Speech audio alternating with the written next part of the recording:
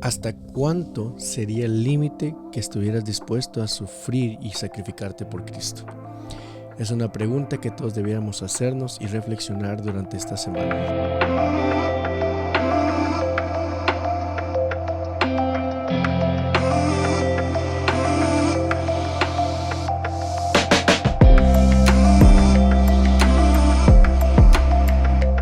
Hola, ¿qué tal? Bienvenidos a nuestro estudio, Comunidad en Estudio el día de hoy. Daniel, Cristian, ¿cómo están? ¿Cómo está Brian? ¿Cómo andas? Una alegría, Dani, también encontrarnos.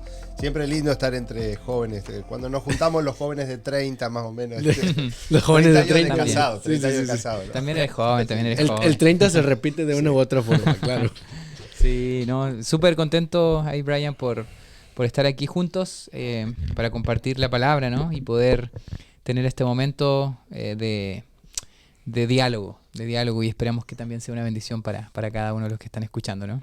Claro, esta semana hemos estado leyendo, estudiando acerca de la dualidad de la vida y la muerte.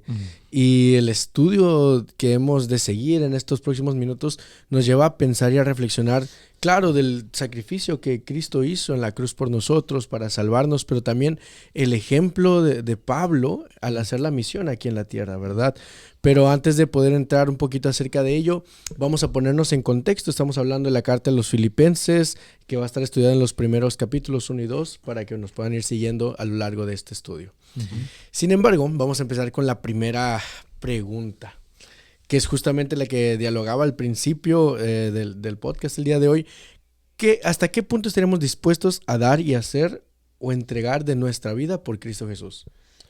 ¿Hasta qué punto? El texto bíblico base, ¿no? Que es el de Filipenses capítulo 1, versículo 21, dice: para mí el vivir es Cristo y el morir es ganancia, ¿no? Pareciera como que no, Pablo no le da demasiada importancia al hecho de morir, aunque él a lo largo de los versículos siguientes y en otras porciones también de sus cartas, él habla con respecto a que sabía, digamos, no le importaba mucho si le tocaba pasar por la experiencia de la muerte, porque ya vamos a ver que la experiencia de la muerte para los...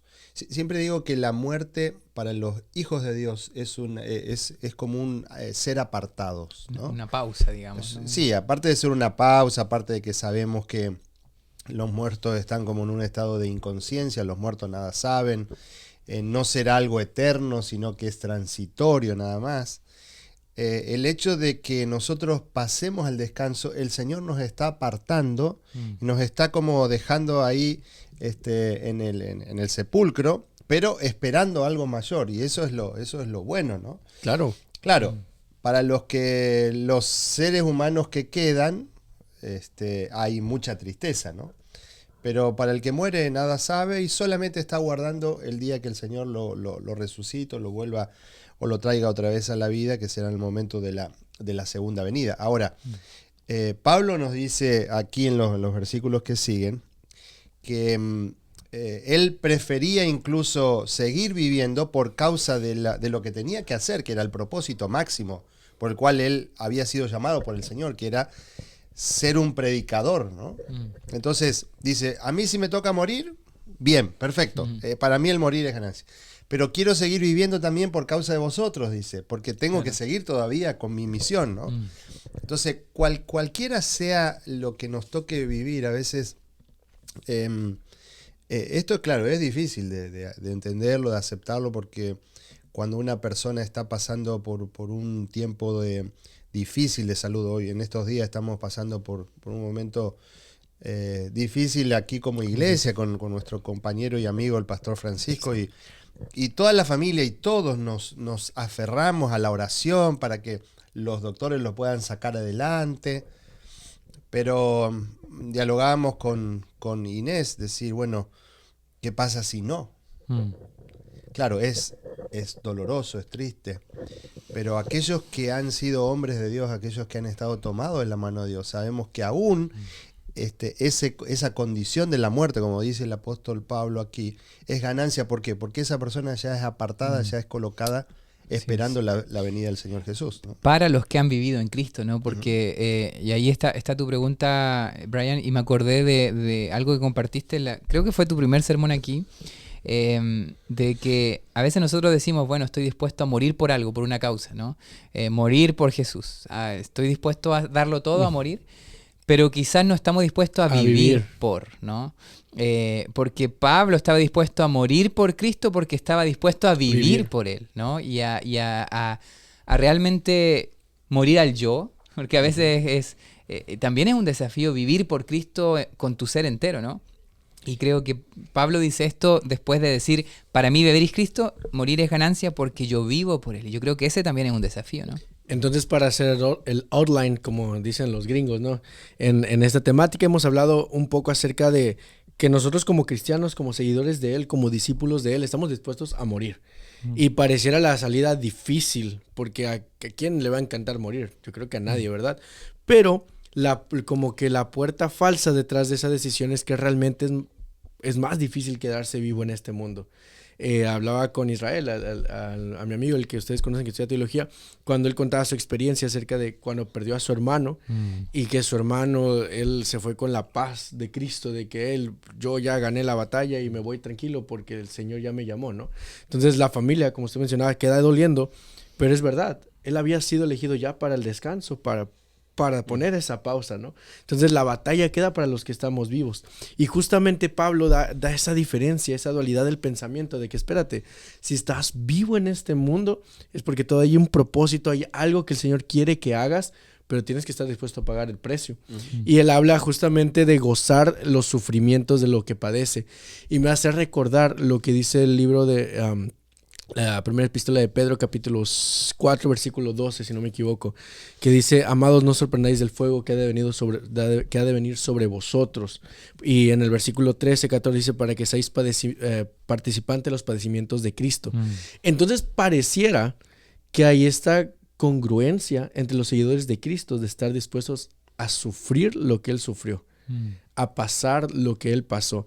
Y a lo mejor suena un poquito esta palabra, ¿cómo es? Hay una palabra que se me acaba de olvidar, pero es como cuando te gozas por el dolor. Cuando eres como... se me fue el nombre. Hay una palabra ahí. Sí. Cuando eres... Bueno, ayúdenos en los comentarios a poner la palabra, ¿sí? El caso es que pareciéramos masoquistas. Masoquistas. Me lo hiciste pensar y yo... sí, justo. La tenía en la punta de la lengua. Sí, pareciéramos los cristianos masoquistas al decir, sí, vamos a sufrir, vamos a hacer lo otro, pero en medio de la tristeza, del dolor, ¿cómo le hacemos, verdad? Sí. Pero bueno, entonces tenemos ahorita esta cuestión del sufrir por Cristo, el morir es ganancia, pero el vivir también es un reto total. En la siguiente parte del estudio de esta semana, él aclara justamente que pues cuando uno se queda a vivir en Cristo y a vivir la experiencia del cristiano, pues no se trata solo de... Claro, Brian lo está haciendo, Cristian hace los milagros, Cristian es el que predica, Daniel es el que compone, sino la gloria es para él, porque va de la mano con la confianza que podemos desarrollar en él. Vamos a leer Filipenses 1:21, si me pueden acompañar por ahí. Dice ahí, porque para mí el vivir es Cristo y el morir ya es ganancia. Entonces, ¿en qué sentido eso se vuelve una confianza para nosotros? El vivir así por él. Ya hablando de la parte de la dualidad de la vida, ¿en qué momento eso ya es confianza en él? Vivir.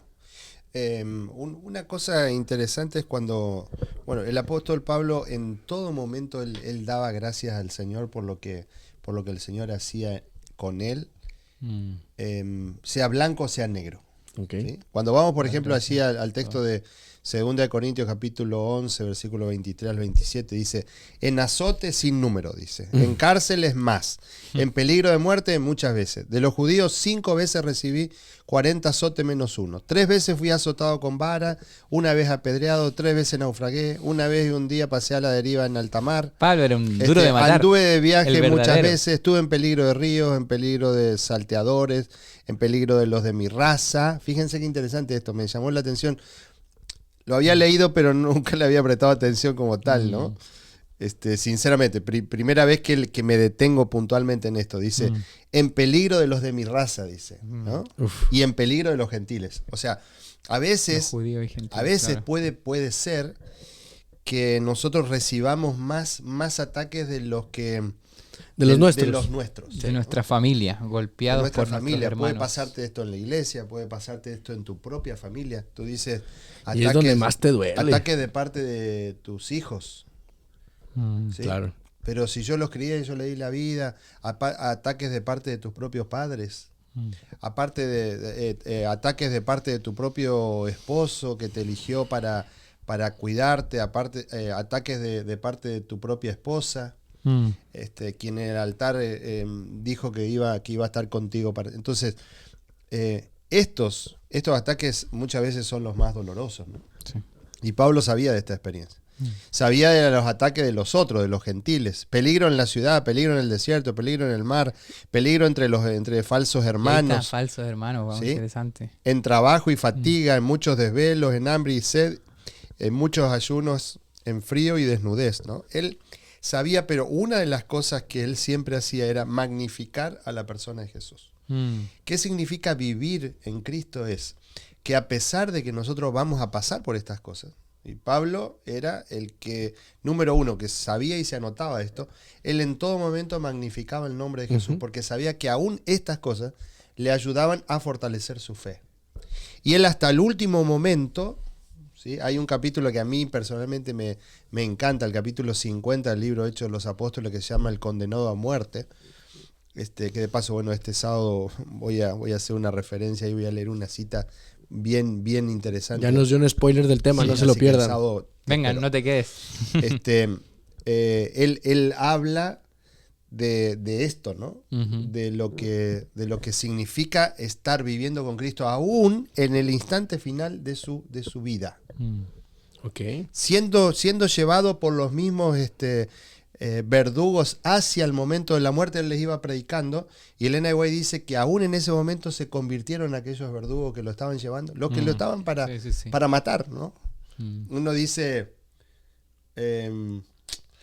a veces nosotros despertamos odio hacia aquellas personas que nos hacen daño, ¿no? Y cuán difícil es a veces mostrar amor y empatía para aquellas personas, pero Pablo lo podía hacer, no por él, sino porque Cristo se estaba magnificando en él, ¿no? Claro. Y eso es el vivir en Cristo, ¿no? Me gustaría como aterrizar estas ideas que comenta Pastor, haciéndole la pregunta directa a Daniel. No estaba planeado, para ver cómo sale esta pregunta. Ok, vamos. Si agarramos al menos dos de toda la lista de lo que sufrió Pablo, de los azotes, de los chismes, de todo eso, dos de las más fuertes que él haya pasado ahí, y que tú estuvieras viviendo ahorita y te tuvieras la oportunidad de elegir otra vez ser pastor o no, si eres pastor, ¿volverías a vivir eso? ¿Tomarías una decisión diferente? La pregunta es como sufrir la mitad o menos de la mitad de lo que sufrió Pablo, sabiendo que voy a sufrir. Sí. ¿Elegirían ser pastores? O a lo mejor vamos a abrirlo para los tres. Sí, sí, claro. yo creo que sí. Es que mi vocación no depende de éxito o de pedradas. Claro. Y yo creo que para alguien que conoce a Cristo, ¿no? Cristo es nuestra fuente de paz y no las cosas o circunstancias que atravesamos, ¿no? Por eso yo creo que, como tú comentabas, Pastor, Pablo el aplauso podía... es circunstancial. De Claro. Sí, ¿no? Y aparte Pablo tenía la capacidad de estar sonriendo en medio de todos esos problemas o transmitiendo perdón, gracia para aquellos que lo maltrataban.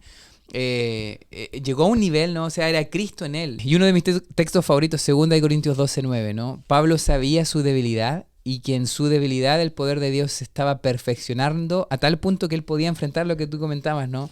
Las situaciones difíciles con una sonrisa, con perdón, con gracia. Y creo yo que cada uno de nosotros tiene un llamado por delante, ¿no? Y ese llamado, si tú me preguntas ahora igual, o sea... haberme casado con Mari, ¿no? Haber estado con ella. Uno ve el futuro y claro, todo futuro está lleno de gozo, pero también lleno de tristeza, de desafíos, de problemas, de dificultades. Pero tú decides avanzar porque sabes en ese momento que Dios te está llamando a eso, ¿no? Entonces, sí, si tú, como volviendo a tu pregunta, yo sí diría que sí, ¿no? Diría que sí. Y me uno a ese sentir, pero... Esto es más o menos como decir, con Sofi ustedes... muchas noches no durmieron, ¿no? Y tú dirías... Todavía. Si tendría que volver dos años atrás, elegiría no 3 años atrás, no tenerla. Nunca, claro. No, porque claro.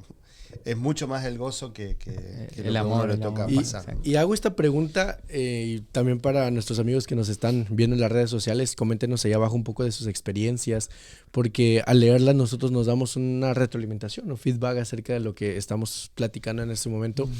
Lo que dice Filipenses 1:23 me hace un flechazo mental, porque lo que uno hace, no solo como líder de iglesia o como pastor, anciano de iglesia, sino como seguidor de Cristo, el esforzarse, el dedicar tiempo, muchas veces la respuesta más rápida que damos para dar la razón al por qué lo hacemos es Cristo, claro, Cristo, porque somos servidores de Él, porque somos sus hijos.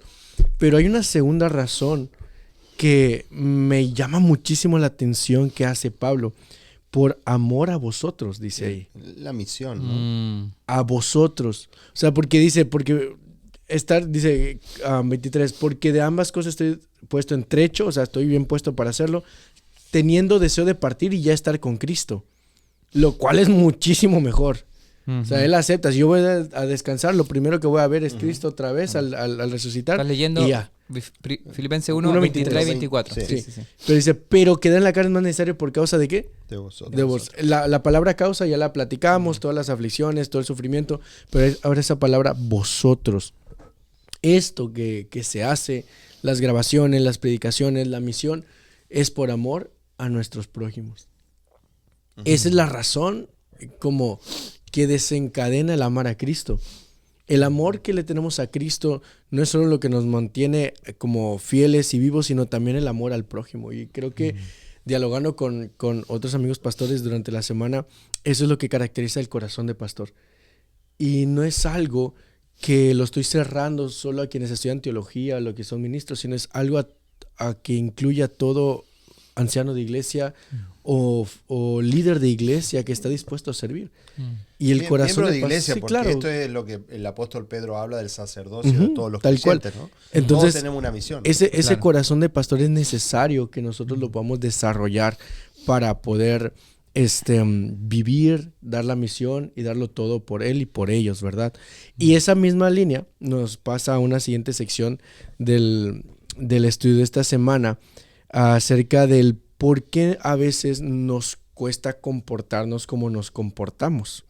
En Filipenses 1:27 dice, solamente que os comportéis como es digno del evangelio de Cristo, para que sea que vaya a veros o que esté ausente, oiga de vosotros que estáis firmes en un mismo espíritu, combatiendo unánimes el evangelio de la fe. Hace como un paréntesis en medio de su proyección misionera y de vida, Pablo, a decir, ok, eso sí, lo hago por ustedes, pero estando yo allí o no, ustedes tienen que comportarse. Permanecer unidos, ¿no? Ajá, la palabra comportamiento o comportarse viene el griego que dice politeuonai, que dice vivir como ciudadanos.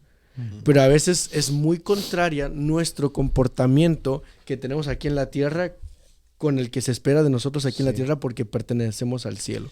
Entonces, ¿cómo nosotros podemos unir el concepto de vivir para Cristo con el ser ciudadanos del cielo?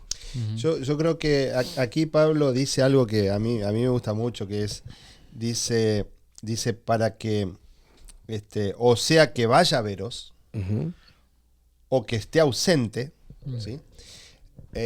A veces nos pasa que nosotros tenemos una conducta mientras estamos en la iglesia, aún nuestra manera de vestirnos, aún nuestra manera de hablar, las palabras que usamos, cuando nos ven, ¿no? Los tonos, ¿sí?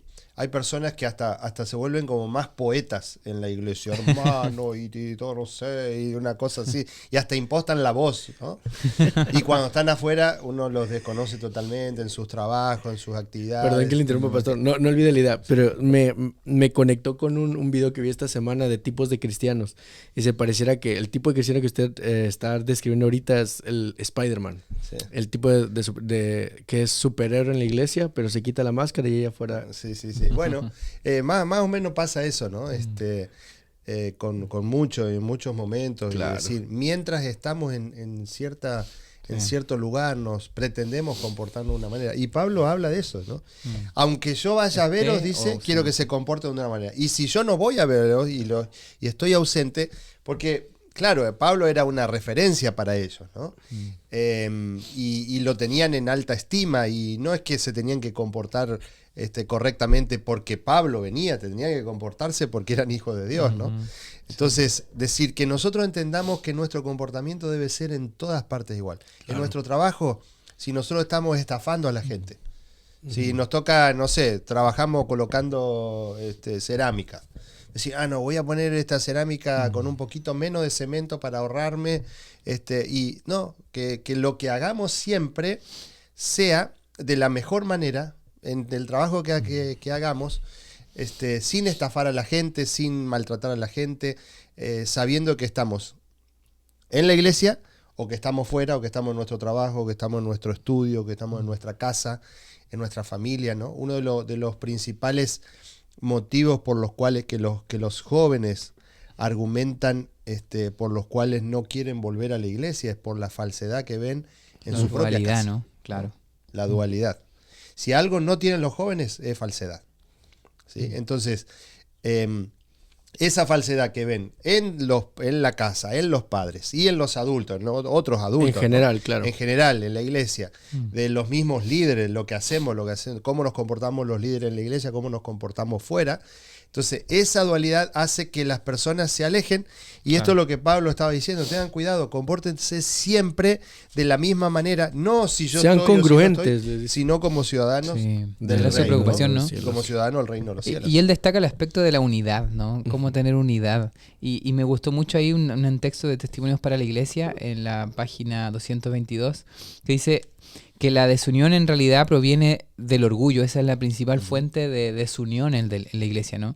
Es decir, a medida que la iglesia ha cultivado el orgullo y la ambición mundanal, el Espíritu de Cristo se ha ido apartando de ella, y se han introducido la emulación y la contienda, distrayéndola y debilitándola, ¿no? Yo creo que es crucial que nosotros... Me acordé del video que nos mostraste el otro día ahí de un futbolista que decía que era desumilde, ¿no? Desumilde. Jugador que fue contratado por Boca Juniors. Por Boca ahí de Argentina. Que dijo, decía, yo soy arrogante, yo soy orgulloso y soy desumilde. Porque así es como puedo ganar. Lo importante es que él lo reconoció. Al menos era sincero. Él lo reconoció, él dijo, yo no soy acá. Orgulloso pero sincero. Sí. algo le rescatamos, ¿no? Sí. Pero me llama la atención eso. Muchas veces nosotros en realidad es peor todavía, porque quizás por dentro somos deshumildes, somos orgullosos, pero como que tratamos de proyectar una imagen diferente, ¿no? Y ahí lo que tú decías, esta dualidad, ¿no? Yo creo que es importante nuevamente la pregunta del principio, ¿no? Si estamos dispuestos a morir por Cristo, tendremos que vivir por Él, y para vivir por Él hay que crucificar el orgullo. Claro. Hay que morir al yo, al ego, ¿no? A mis voluntades, a mis propósitos, a mi falsa visión de que soy más que los demás, ¿no? Y yo creo que eso abunda en la iglesia, y Pablo estaba preocupado y él decía, más vale estar aquí, todavía no ver a Cristo, porque yo deseo que ustedes, por ustedes, para bendecirlo a ustedes y que sigan unidos, ¿no? El otro día, justamente el sábado pasado, tenía la oportunidad de platicar con hermanos de otra iglesia, no es de esta iglesia, lo claro. Y les preguntaba, oigan, hermanos, le dije, ¿cuántos de nosotros nos gustaría que Cristo venga ya? Y todos, ¿y cuántos quieren que Cristo venga ya? Y todos alzan, sí, que venga y que no sé qué. Y le digo, pues pareciera que a veces esos sentimientos son egoístas, porque aún nosotros tenemos mucho que ser transformados, pero hay mucha gente allá afuera que necesita conocer de Él, ¿no? Entonces, ahorita lo que comentabas tú, ¿no? De que nosotros debiéramos tener este deseo de poder expresar nuestro amor a Cristo, de querer estar allá, pero trabajando aquí en la tierra. De darle, ahora sí que como decimos los mexicanos, con todo aquí en la tierra, ¿verdad? Y en esa misma línea, para ir aterrizando la temática del día de hoy, hemos hablado acerca del sacrificio, de que es morir por Cristo, vivir por Cristo, las dificultades que representa un líder de iglesia, un miembro de iglesia, el estar con los pies en la tierra hoy en el siglo XXI, en el año 2026. Hemos hablado también acerca de la importancia de comportarnos como ciudadanos del reino, que ahorita estamos como prestados a esta tierra, digámoslo así, y el peligro del orgullo. Entonces, para introducir la última temática de este día, pues es la palabra unidad. Ya la metiste tú. Y a veces se me imagina como que la iglesia en general pudiéramos tener como una roca, una piedra gigante, y que necesitamos moverla. Sin embargo, amarramos varios hilos, varias sogas, y cada quien está tratando de mover la roca, pues una para atrás, otro para esa dirección, otro para allá. Hay tantos recursos, tantas fuerzas, tantas oportunidades, tanta gente que está tratando de mover la roca, pero no se mueve. ¿Por qué? Porque no hay una misma dirección que nos esté llevando. Y Pablo en varias de sus cartas nos dice, pues sean justos, sean rectos, vivan sin conflictos, dice el 1:30, si lo leemos, teniendo el mismo conflicto que habéis visto en mí y ahora oís que hay en mí. Entonces, estén enfocados. Entonces, a nosotros, Pablo, pues nos invita a que podamos llevar todos nuestros pensamientos en el mismo sentir que da el Espíritu Santo. En su experiencia, amigos pastores, ¿cómo podemos buscar la unidad de la iglesia? Una de las cosas que a mí me fortalece aquí es lo que Pablo dice en el versículo 28, y en nada estéis intimidados por los que se oponen, ¿no? Por los que producen oposición. Claro, es difícil a veces desde la perspectiva, porque yo puedo tener una postura y voy a pensar que tengo la verdad, y el oponente va a pensar que tiene la verdad también y que yo soy su oponente, ¿no? Entonces, a veces son cuestiones por las cuales uno se pone a pelear, que a veces digo, pelear en el sentido de las palabras, discutir ahí. Sino, digo, ¿qué sentido tiene, no? Porque esto rompe de alguna manera la unidad que es necesaria para cumplir la misión en el tiempo del fin. Claro. Es lo que yo decía anteriormente, que de pronto uno esperaría que la oposición venga, pero que venga de afuera. ¿Sí? Nosotros desde niños, yo me acuerdo que decíamos, escuchaba siempre sermones y todo, que decían, bueno, en el tiempo final nos van a perseguir por causa de la predicación del Evangelio, y hoy en día veo que nos perseguimos entre nosotros mismos, ¿no? Como especie de fantasma que entre nosotros nos vamos persiguiendo, ¿no? Entonces digo, eso debilita la unidad de la iglesia, y eso debilita la misión, cuando nosotros tendríamos que estar preocupados en llegar con el mensaje hacia el que está viviendo fuera de la verdad, ¿sí? No que nosotros tengamos la verdad, sino que conocemos y hemos sido alcanzados por la verdad que es Jesucristo.